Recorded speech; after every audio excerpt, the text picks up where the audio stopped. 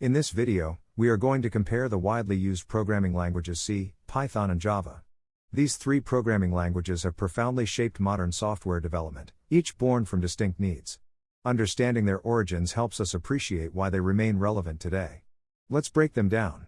First, the foundation, C language. It was created by Dennis Ritchie in 1972 at the famous Bell Labs. C was designed specifically for system programming and building operating systems like Unix. Its low-level capabilities and efficiency made it the foundation for modern computing, influencing virtually every language that followed. Next came Java. Developed by James Gosling at Sun Microsystems in 1995, it was revolutionary because of its write once, run anywhere philosophy. It aimed to solve the problem of platform dependence, enabling developers to create software that could run on any device with a Java virtual machine. Finally, we have Python. It was created by Guido van Rossum in 1991, yes, before Java. He prioritized code readability and developer productivity. Named after Monty Python's Flying Circus, it was designed to make programming accessible and enjoyable, with a syntax that reads almost like English. The way a programming language executes code isn't just a minor technical detail, it fundamentally dictates the performance, portability, and the best use cases for that language. It represents a critical trade-off. Do you want raw speed and control over the hardware, or do you want flexibility and ease of development? Let's break down these three distinct paradigms. First, we have C, which uses direct compilation. When you run a C compiler, it translates your human-readable code directly into machine code, instructions that are specific to your computer's processor. Because there is no middleman between your code and the hardware, the result runs incredibly fast. The trade-off, however, is portability. Since that executable file is specific to the hardware, you need to recompile the code if you want to move it from Windows to Mac or Linux. Java takes a hybrid, two-step approach to solve that portability issue, using bytecode and the JVM. First, your source code is compiled into an intermediate format called bytecode. Then, the Java Virtual Machine, JVM, steps in. It translates that bytecode into machine code on the fly using just-in-time, JIT, compilation.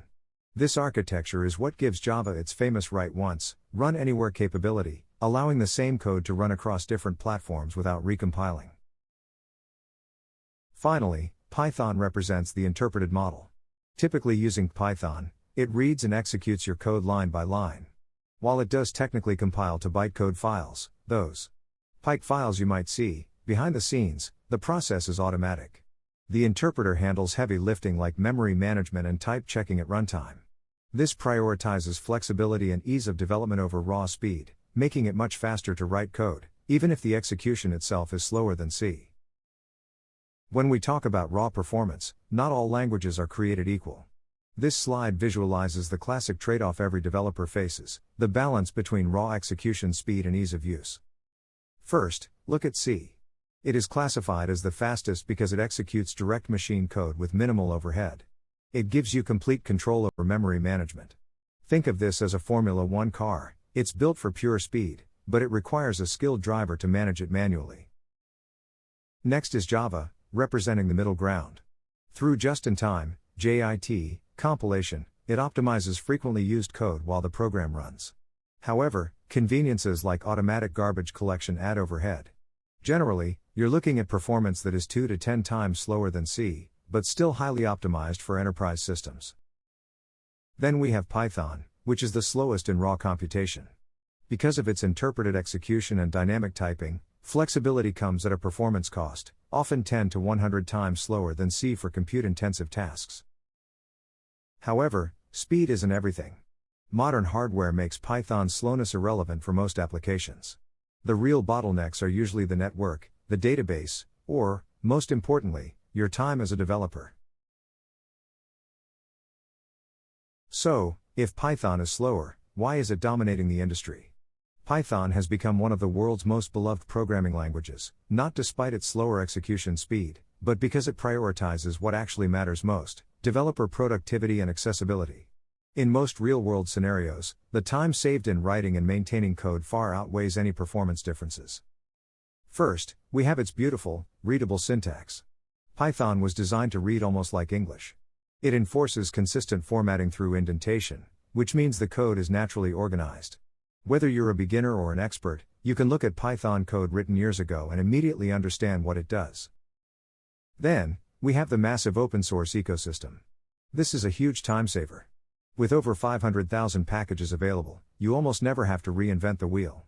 Whether you need to build AI with TensorFlow, analyze data with Pandas, or build a website with Django, the tools are already built and ready for you to use. Next, is the vibrant community support. Python is known for having one of the most welcoming communities in tech. If you ever get stuck, there are countless forums, tutorials, and resources available to help you unblock yourself immediately. And finally, is industry-wide adoption. This isn't just a hobbyist language, it powers critical systems at giants like Google, Netflix, and NASA.